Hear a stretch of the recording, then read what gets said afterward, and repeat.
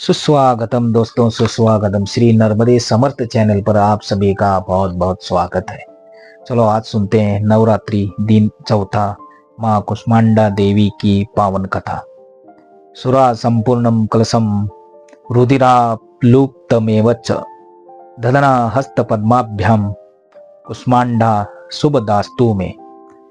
प्रथमं शैलपुत्री च द्वितीयं ब्रह्मचारिणी तृतीयं चंद्रघंटेति कुष्मांडेति चतुर्थकम पंचमं स्कंदमातेति षष्ठं कत्यायनीति च सप्तम कालरात्रिति महागौरीति च अष्टमम। नवरात्र पूजन के चौथे दिन कुष्मांडा देवी के स्वरूप की उपासना की जाती है। इस दिन साधक का मन अनाहत चक्र में अवस्थित होता है, अतः इस दिन उसे अत्यंत पवित्र और चंचल मन से कुष्मांडा देवी के स्वरूप का ध्यान में रखकर पूजा उपासना के कार्य में लगना चाहिए।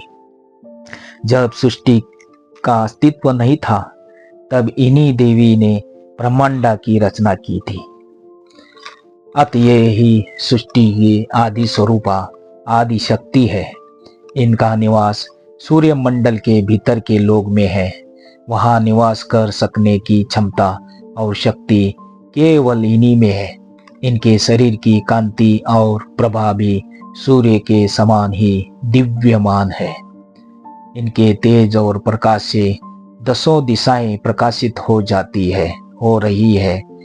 ब्रह्मांड की सभी वस्तुओं और प्राणियों में अवस्थित तेज इन्हीं की छाया है। माँ की 8 भुजाएं हैं। अंत ये अष्टभुजा देवी के नाम से भी विख्यात है। इनके 7 हाथों में क्रमशः कमंडल, धनुष, बाण, कमल पुष्प, अमृतपूर्ण कलश, चक्र तथा गदा है। 8वें हाथों में सभी सिद्धियों और निधियों को देने वाली जपमाला है। इनका वाहन शेर है। माँ कुष्मांडा की उपासना से भक्तों के समस्त रोग शोक मिट जाते हैं।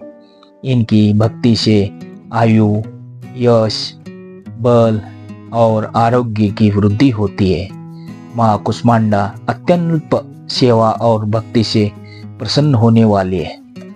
यदि मनुष्य सच्चे हृदय से इनका शरणागत बन जाए तो फिर उसे अत्यंत सुगमता से परम पद की प्राप्ति हो सकती है।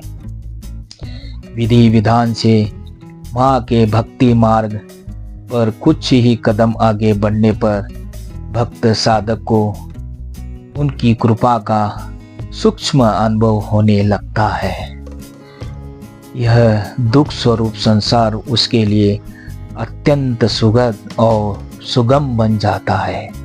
माँ की उपासना मनुष्य को सहज भाव से भव सागर से पार उतारने के लिए सर्वाधिक सुगम और श्रेयस्कर मार्ग है।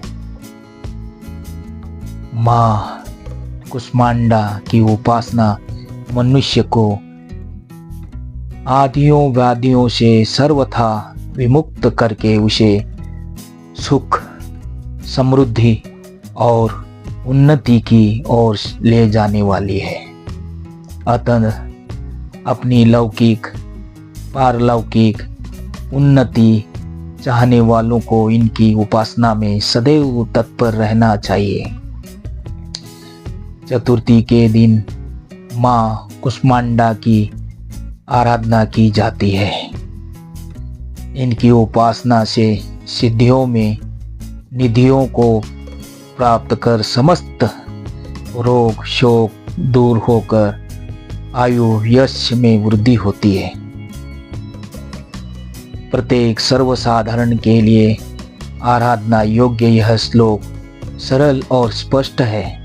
माँ जगदम्बे की भक्ति पाने के लिए इसे कंठस्थ कर रात्रि में चतुर्थ दिन इनका जाप करना चाहिए।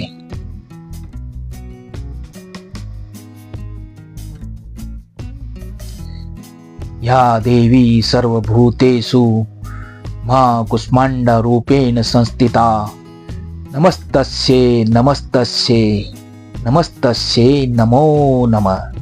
हे माँ, सर्वत्र विराजमान और कुष्मांडा के रूप में प्रसिद्ध अम्बे, आपको मेरा बार बार प्रणाम है।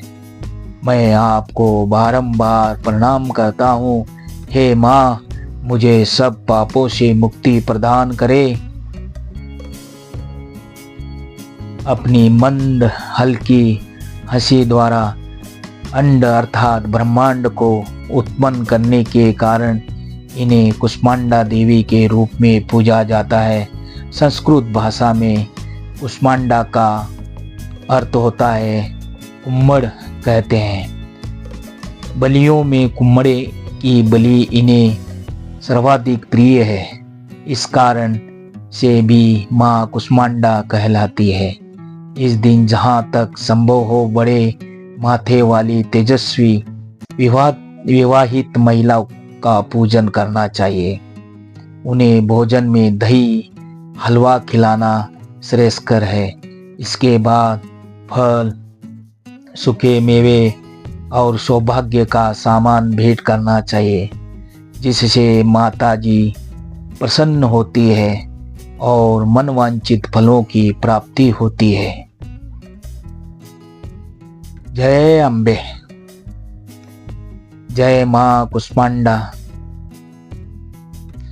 जय महाज्वाला, जय माँ भवानी। दोस्तों, शेयर कीजिए, लाइक कीजिए और सब्सक्राइब भी कीजिए। मिलते हैं अगले वीडियो में। ख्याल रखो अपना और अपनों का। जय माँ कुष्मांडा। नर्मदे हर, नर्मदे हर, हर हर महादेव।